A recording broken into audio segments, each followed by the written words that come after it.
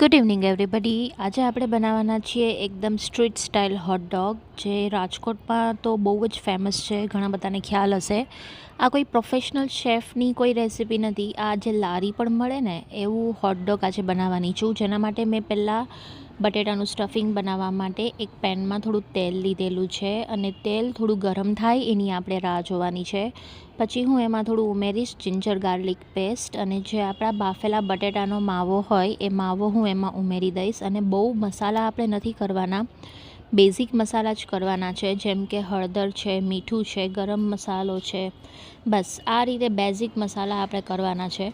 Because આપણે એક binding માટે અને થોડુંક ફ્લેવરફુલ બને એટલે આપણે આ બનાવીએ છીએ. અધરવાઇઝ એનું કોઈ અલગથી સ્વાદ ઉભરાઈને આવે એનું કોઈ આપણે રિક્વાયરમેન્ટ નથી. એટલા માટે તમે જોઈ શકો છો કે બેઝિક મસાલા સાથે સાવ ગરમ મસાલો, હળદર, આમચૂર પાવડર અને મીઠું નાખી અને બરાબર આપણે એને ચલાવીને માવો રેડી કરી લેવાનો છે. હવે આપણે હોટડોગનું બન છે એ લેવાનું છે, એને થોડું આપણે ઓઇલના ડ્રોપ નાખી અને બંને બાજુથી શેકી લેવાનું છે, જ્યાં સુધી થોડું ગોલ્ડન બ્રાઉન કલરનું ન થાય ત્યાં સુધી.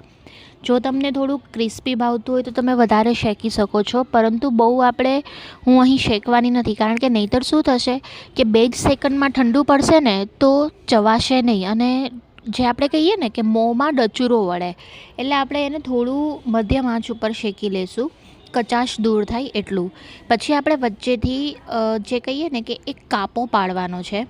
તમે ધારો તો બંને બાજુથી અંદર અને બહારથી શેકી શકો છો, પરંતુ હું અહીં માત્ર બહારથી જ શેકું છું, કારણ કે વચ્ચેથી કાપો પાડીને બંને બાજુથી શેકવા જશો તો પ્રોપર હોટડોગ નહીં બને.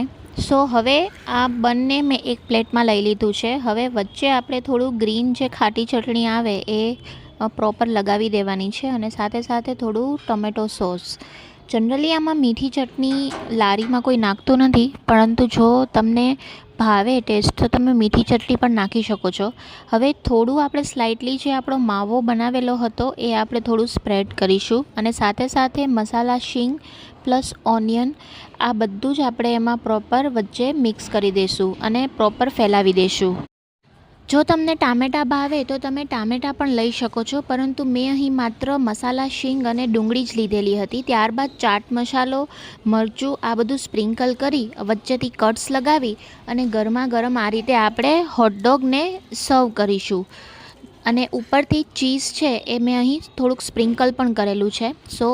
થોડું ચીઝને સ્પ્રિંકલ કરી અને હું અહીં ચટણી અને સોસ સાથે એને સર્વ કરીશ ગરમા ગરમ.